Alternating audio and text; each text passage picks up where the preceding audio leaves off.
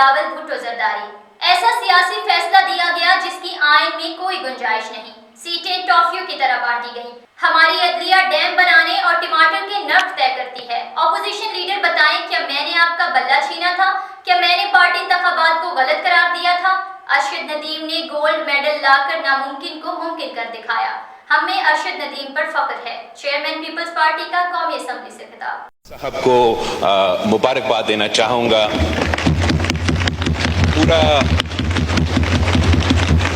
پورا قوم اس کی جیت کو سراہتا ہے، فخر کرتے ہیں کہ جیسے خواجہ صاحب نے کہا، جیسے آپ نے کہا کہ اس نے اپنی محنت کے نتیجے میں جو ناممکن تھا وہ ممکن کر دیا۔ اولمپک ریکارڈ توڑ کے پاکستان کے لیے جیولن میں گولڈ میڈل واپس لے کر آ رہا ہے، اور اس پہ ہم سب فخر بھی کرتے ہیں۔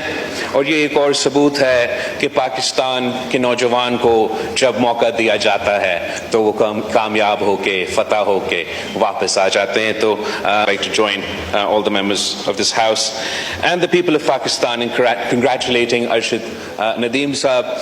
اور میں جو خواجہ آصف صاحب کی بات، جہاں ہمارا اسپانسرشپ، پیٹرنیج، ان ایتھلیٹس کا ساتھ دینا، اس بات پہ میرا خیال میں اس ہاؤس کا کنسنسس ہونا چاہیے کہ ہمیں اپنے بچے جو پاکستان بھر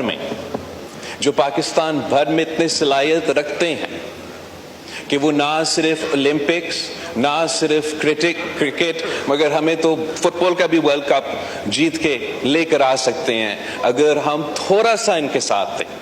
جناب اسپیکر، ہمارا کراچی کا لیاری کا علاقہ ہے جہاں وہاں کا ہر دوسرا بچہ، میں آپ کو بتاؤں، فیفا کا ورلڈ کپ جیت کے واپس لے کر آ سکتا۔ میں 2-3 ہفتہ پہلے پشاور میں تھا، وہاں میں کچھ لڑکیوں سے ملی جو ڈی آئی خان سے ٹائیکوانڈو کر کے بلیک بیلٹ حاصل کر کے پاکستان کے لیے، اس ملک کے لیے وہ میڈلز لے کر آ رہے ہیں۔ اس قسم کے مسائل آپ کو پاکستان بھر میں ملیں گے، مگر افسوس کے ساتھ نہ وفاقی حکومت نے نہ صوبائی حکومت نے ان کے ساتھ ویسے دیا جیسے ہمیں دینا چاہیے۔ اور ہمیں یہ طے کرنا چاہیے کہ اگلا اولمپکس میں پاکستان ایک نہیں، ہر صوبہ میڈلز جیت کے واپس آئیں گے۔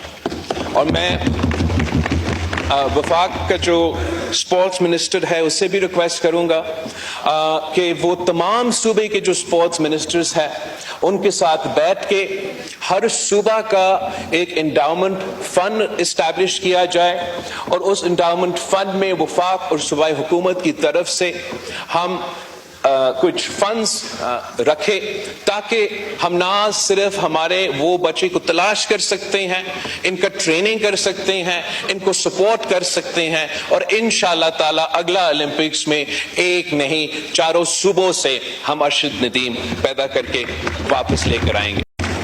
میں جانتا ہوں جناب اسپیکر کہ ٹائم کم ہے، مگر ایسے 1-2 ایشوز ہے جس پہ میں نے سمجھا کہ ضروری ہے کہ ہم بات کریں۔ پاکستان میں جتنا اپرچونٹی ہے، جتنا ہمارے نوجوانوں میں ٹیلنٹ ہے، ہمارا لیبرز نے جتنا سکلز ہے، جس طریقے سے انہوں نے مڈل ایسٹ کو ایک ریگستان سے بڑے بڑے شہروں میں تبدیل کر دیے ہیں، جیسے پاکستان میں ہر ریسورس ممکن ہے۔ ہمارے پاس ایک ایسا ملک ہے کہ پہاڑوں سے لے کے ساحل تک اللہ تعالیٰ نے ہمیں سب کچھ دیا ہے، مگر افسوس کے ساتھ جناب اسپیکر، اس ملک کا تاریخ کچھ ایسا ہے کہ یہ جو شہر بنا ہے یہ صرف اس لیے بنا ہے کہ ملک کے عوام کی خدمت کیا جائے۔ اس شہر کا نہ کوئی تاریخ ہے، اس کے علاوہ نہ کوئی وجہ تھا، نہ کوئی بنیاد ہے۔ یہ بنا اس لیے کہ ہم نے اس ملک کا کیپٹل بنانا تھا، اور یہاں بیٹھ کے ہم نے اس ملک کے عوام کے مسائل حل کرنے تھے. یہ بڑے بڑے ادارے، یہ بڑے بڑے عمارتیں that house the biggest institutions in this country، اس شہر میں جو سب سے طاقتور ہے، چاہے وہ ہمارا بیوروکریسی کا ایک پورا کا پورا بٹالین موجود ہے، سارے ملک کے سیاستدان ہیں، باقی جو طاقتور لوگ ہیں سب اسی شہر میں ہیں.